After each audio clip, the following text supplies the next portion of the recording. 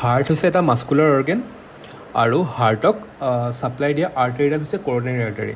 Usually এই আৰ্টাৰীডালৰ পেচেজটো wide হয়, কিন্তু কিছুমান পাৰ্টিকুলাৰ ফেক্টৰ যেনেকৈ কলেষ্ট্ৰল হওক, ষ্ট্ৰেছ, স্মকিং এইবোৰৰ কাৰণে তাতে ফেট ডিপজিশ্যন ষ্টাৰ্ট হৈ যায় আৰু উইথ টাইম ই এটা এথেৰস্ক্লেৰটিক প্লাগ বনায়। য'ত এই প্লাগটো হয় তাত কিছুমান বিশেষ মেকানিজমৰ কাৰণে ব্লাড ক্লট ফৰ্ম হ'ব পাৰে।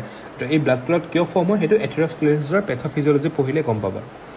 তো ইয়াতে যেতিয়া ব্লাড ক্লট ফৰ্ম হ'ল আৰু অলৰেডি পেচেজটো নেৰ' হৈ আছে এথেৰস্ক্লেৰটিক প্লাগৰ কাৰণে, সি ট'টেলি এই আৰ্টাৰীটো ব্লক কৰি দিয়ে।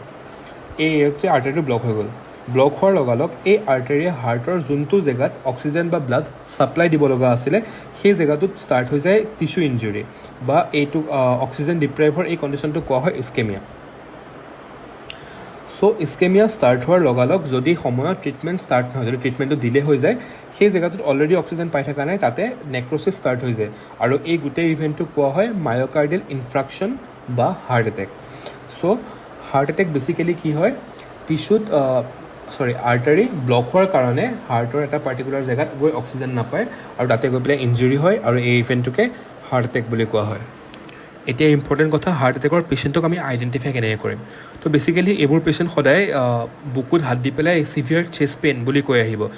এইটো টিপিকেল প্ৰেজেণ্টেশ্যনে হয়, হাতটো বুকুত থাকিব আৰু চিভিয়াৰ চেষ্ট পেইন বুলি ক'ব, প্লাছ এই পেইনটো তেওঁলোকৰ লেফ্ট ছাইডে শ্ব'ল্ডাৰৰ ফালে ৰেডিয়েট হ'ব।